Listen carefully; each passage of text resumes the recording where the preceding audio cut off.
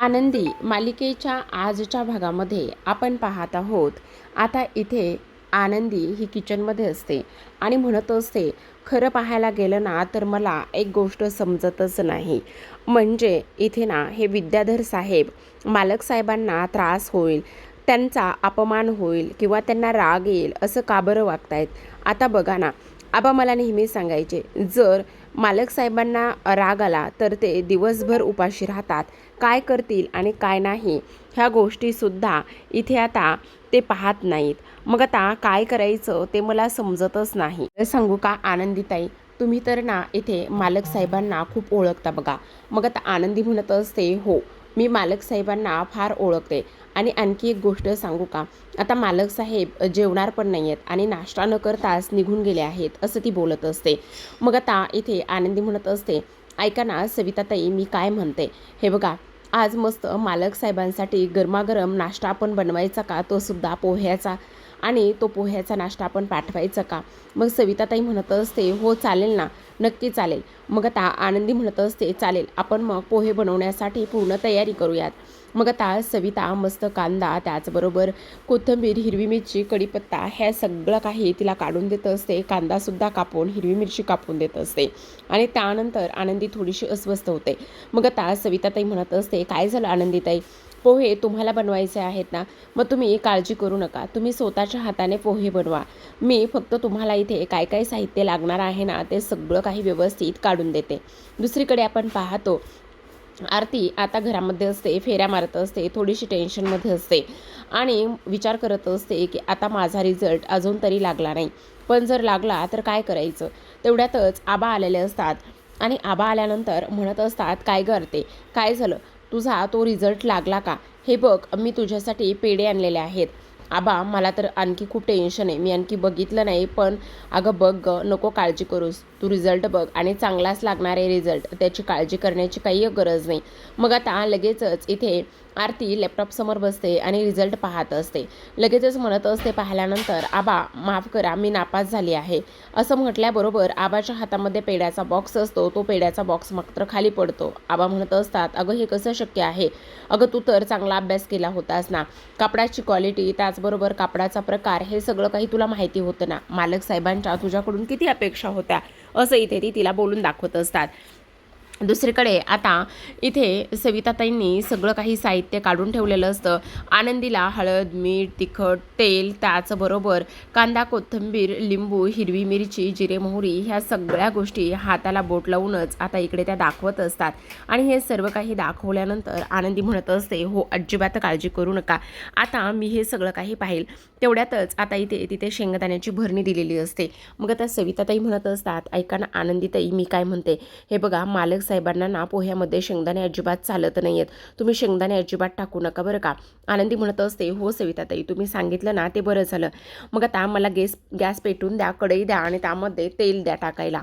आणि तेव्हा सविता हे सगळं काही करून देत असते आणि म्हणत असते, तुम्ही हे सगळं काही करा, मी ना पटकन इथे किटी पार्टीसाठी जी काही तयारी आहे ती पटकन करून येते. आणि ती बाहेर निघून जाते, कारण आज घरामध्ये किटी पार्टी याची तयारी आणि किटी पार्टी होणार असते.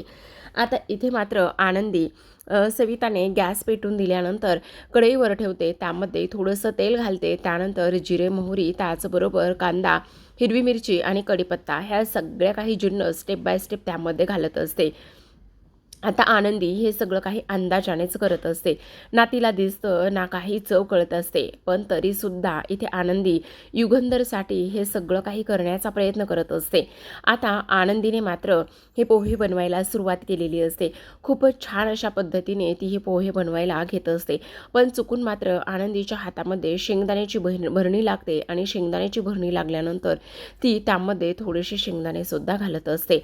आता इकडे सगळं काही जिन्नस व्यवस्थित परतून झाल्यानंतर हळद आणि त्याचबरोबर पोह्यामध्ये मीठ आणि थोडीशी साखर घातल्यानंतर आता ते पोहे व्यवस्थित त्या कढईमध्ये ती ओतून घेत असते. पोहे व्यवस्थित ओतून घेतल्यानंतर व्यवस्थित हलवून घेत असते आणि छान असं हलवून घेतल्यानंतर आता ते वाफायला थोडा वेळ ठेवत असते.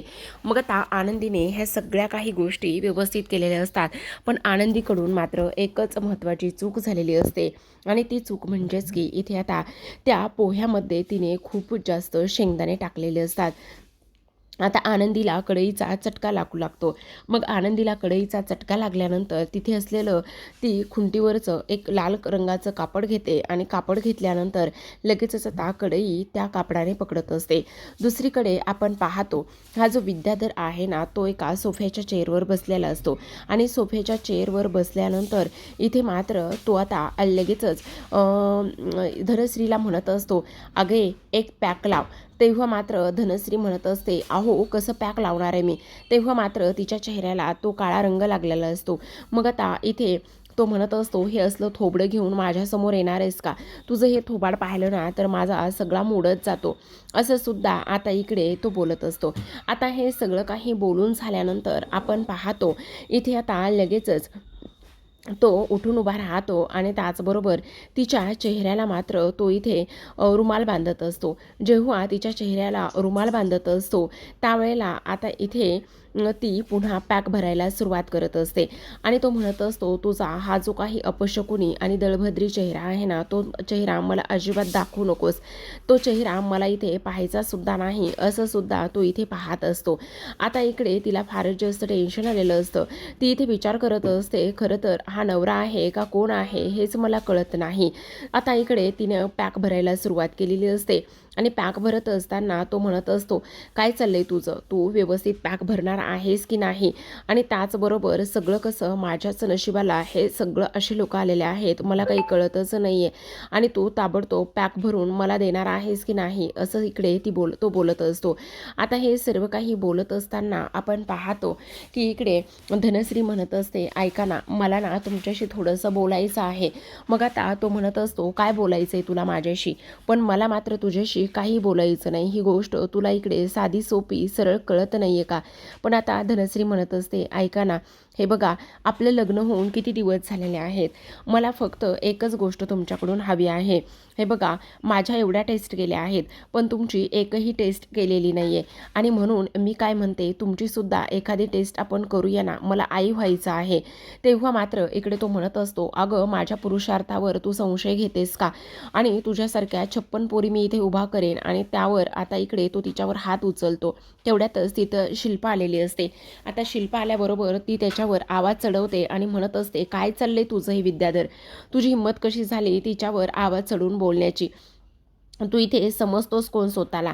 आत्ताच्या आत्ता तो बाजूला हो. आणि त्याचबरोबर इथे तिच्यापासून बाजूला करतच आता इकडे ती म्हणत असते, एवढाच तुला पुरुषार्थ दाखवायचा आहे ना, तर जरा इथे बायकोसोबत नीट वागना. आणि त्याचबरोबर आज सकाळपासून तुझा आज सगळा काही तमाशा मी बघत आहे. का वागतोस तू असं आणि का उगाचच त्या पोरीला त्रास देतोस. अरे सकाळी सकाळीच आज एवढा धिंगाणा केलायस आणि आज एवढ्या सगळ्या गोष्टी झालेल्या आहेत, मग तरीसुद्धा तू हे सगळं अजून तरी का करत आहेस. लाज वाटत नाही आहे का. आणि तिच्या तोंडाला हे सगळं काही का बांधून ठेवलेलं आहे. असं म्हटल्यानंतर आता शिल्पा मात्र तिचं तोंड इथे सोडून घेत असते. आता तिचं तोंड सोडल्यानंतर लगेचच आपण पाहतो इकडे ती विद्याधरला म्हणत असते, विद्याधर, झाल्या त्या गोष्टी खूप झाल्या, पण मी तुला अजून एक शेवटची संधी देत आहे सुधारण्याची. कारण तू फार जास्त चुकीचा वागत आहेस. तुला कळत नाही नेमकं काय चाललेलं आहे. अरे तू सुद्धा माझा धाकटा भाऊ आहेस आणि त्यामुळे मी प्रत्येक वेळी युगंधरच्या तावडीतून आणि त्याचबरोबर त्याच्या रागापासून मी तुला नेहमी वाचवण्याचा प्रयत्न करते. पण मी आता तुला जास्तीत जास्त वेळा वाचू शकणार नाही. काही जरी झालं ना तरीसुद्धा हे तुझं असलं हे वागणं आणि हे सगळं काही कुठेतरी जाऊन थांबव. कारण युगंधरला झालेला त्रास मला सुद्धा पाहणार नाही. कारण तो सुद्धा माझा भाऊ आहे, समजलं का तुला. असं सुद्धा आता इथे ती त्याला बोलत असते. आता हे सगळं काही बोलून झाल्यानंतर आपण पाहतो इथे आता शिल्पा एवढं काही त्याला सुनावून गेलेली असते आणि सुनावून इथे ती धनश्रीला सुद्धा बाहेर घेऊन जाते. जेव्हा धनश्रीला ती बाहेर घेऊन जाते त्यावेळेला मात्र इथे आता ती म्हणत असते, काय चाललंय तुझं. अगं तुला एक साधा नवरासुद्धा सांभाळता येत नाही आहे का. अगं एखादं मूल जन्माला घाल म्हणून कितीतरी वेळा सांगितलं. मूल जन्माला घातलं ना तर मग इथे त्याचं मन ह्या घरामध्ये टिकेल आणि त्याचबरोबर तो बाहेर माती खायला जाणार नाही आहे. अगं साधा एक नवरासुद्धा तुला धड सांभाळता येत नाही. बाई आहेस का कोण आहेस तू तेच मला कळत नाही, समजलं का. आणि काय हे थोबाड आणि हे अवतार करून घेतलेला आहेस आणि तुझ्या अशा वागण्यामुळेच तूच त्याच्या अशा वागण्याला जबाबदार आहेस. तूच त्याचं प्रत्येक वेळी त्याच्या अशा वागण्याला खतपाणी घालतेस आणि त्यामुळे हे असं सगळं काही होतंय, असं शिल्पा तिला बोलत असते. आणि तिचा अपमान करत असते. दुसरीकडे आपण पाहतो आनंदीचे पोहे छान वाफाळलेले असतात आणि मस्त त्याचा घमघमाट सुटलेला असतो. आनंदी आता इकडे म्हणत असते, आता हे मालक साहेबापर्यंत पोहोचले पाहिजे. एकदा का हे पोहे मालक साहेबापर्यंत पोहोचले की मग ते नक्कीच नाश्ता करतील आणि सगळं काही व्यवस्थित होईल असा विचार ती करत असते. आता सविताताई तिथे आलेल्या असतात. सविताताईंना ती म्हणत असते, आता मी हे पोहे भरते आणि तुम्ही एक काम करा, पटकन तो टिफिन आणि त्याचबरोबर बॉटल आणि त्याचबरोबर ही जी काही पाण्याची बॉटल आहे ते तुम्ही लवकरात लवकर ड्रायव्हरांकडे पाठवा. मग आता इथे सविता येते आणि सविता म्हणत असते, वा वा आनंदीताई, काय सांगू तुम्हाला, पोह्यांचा घमघमाट तर अगदी सुटला आहे. खरंच खूपच छान वास येतोय पोह्यांचा. आनंदीताई काही म्हणा बरं का, पण ना तुम्ही ह्या घरची मालकीन मात्र अतिशय शोभत आहात बरं का. मला तर फारच आनंद झाला बरं का तुम्हाला हे सगळं काही बघून आणि त्याचबरोबर तुम्ही अशा पद्धतीने घरातलं एवढं सगळं काही करताय ना त्यामुळे.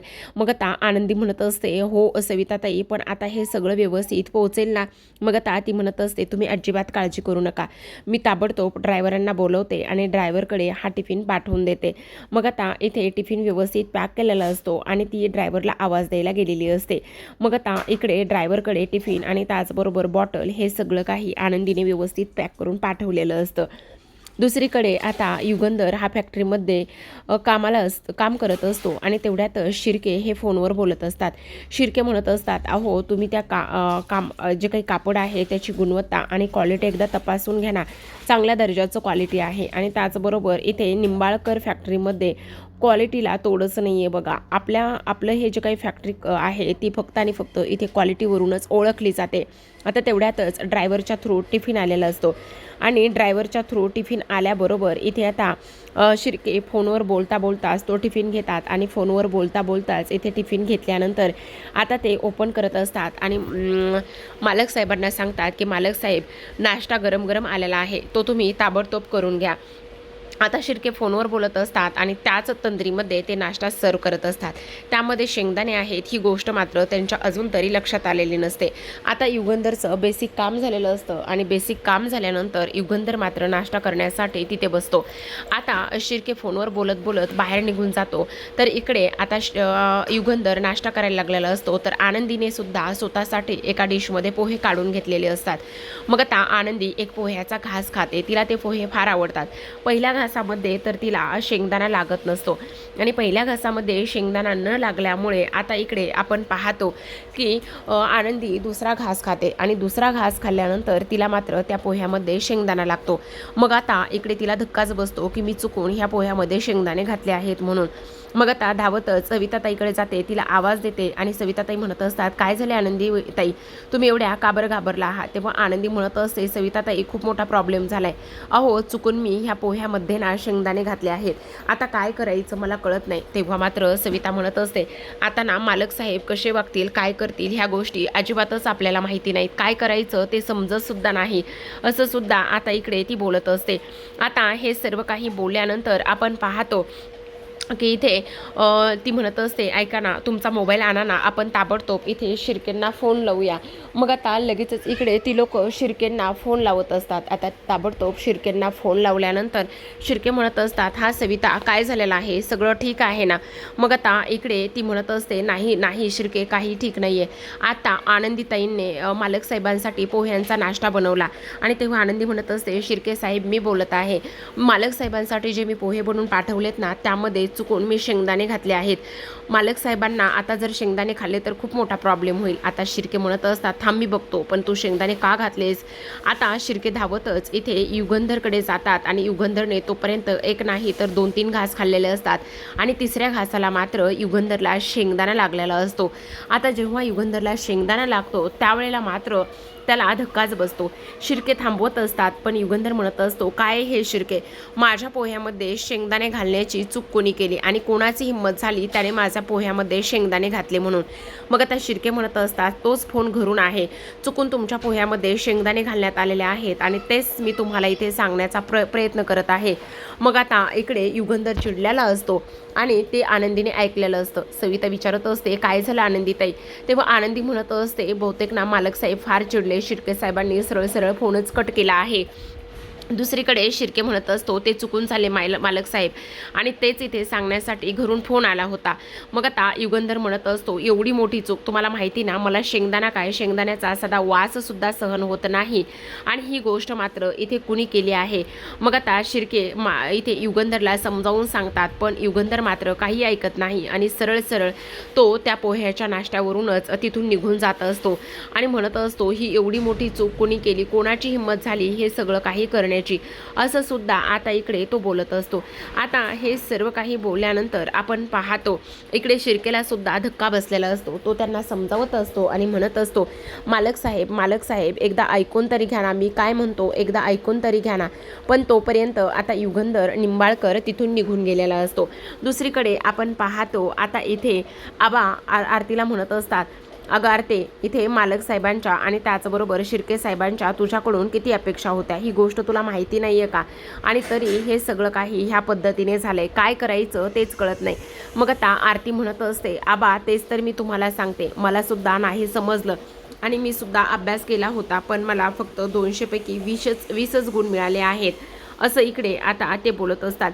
तेव्हा मात्र इथे आबा म्हणत असतात, हे कसं शक्य आहे, तू तर अभ्यास केला होतास ना, तुला तर जायचं होतं ना. तेव्हा आरती म्हणत असते, हो आबा मला जायचं सुद्धा होतं आणि मी अभ्याससुद्धा केला होता, पण मला ना समजतच नाही हे सगळं काय झालंय, कशा पद्धतीने झालंय, ह्या गोष्टी माझ्या लक्षातच नाही आल्या, आता काय करू.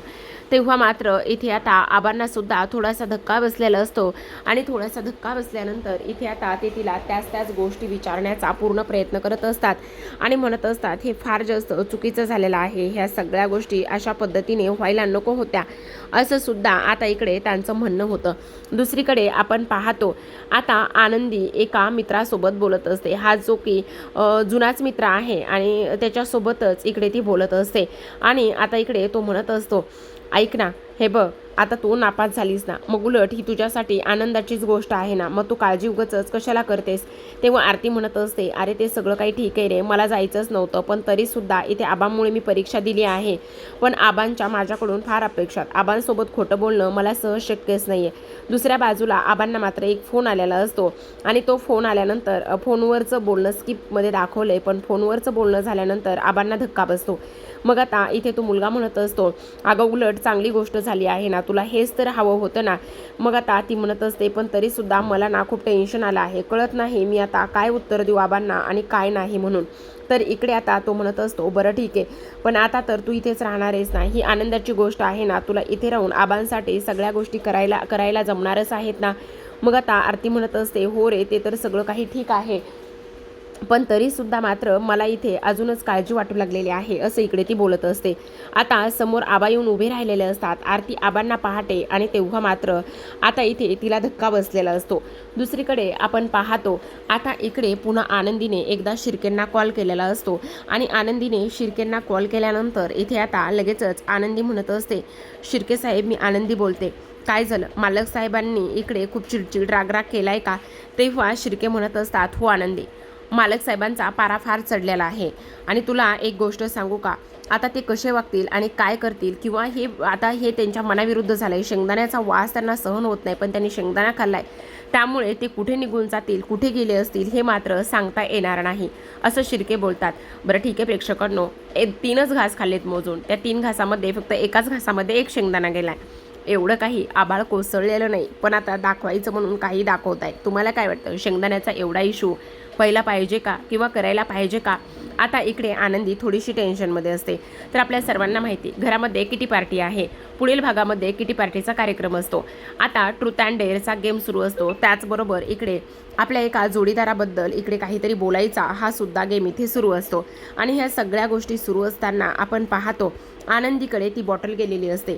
जेव्हा ती बॉटल आनंदीकडे जाते त्यावेळेला आता इकडे ज्या शिल्पाच्या मैत्रिणी असतात त्या शिल्पाच्या मैत्रिणी मात्र आनंदीला म्हणत असतात, आता तुला एक काम करायचं आहे, युगंधरला आत्ताच्या आत्ता फोन करायचा आहे आणि युगंधरला फोन करून सांगायचं आहे की इकडे मात्र काही जरी झालं तरीसुद्धा आज तुम्ही फार छान दिसत आहात.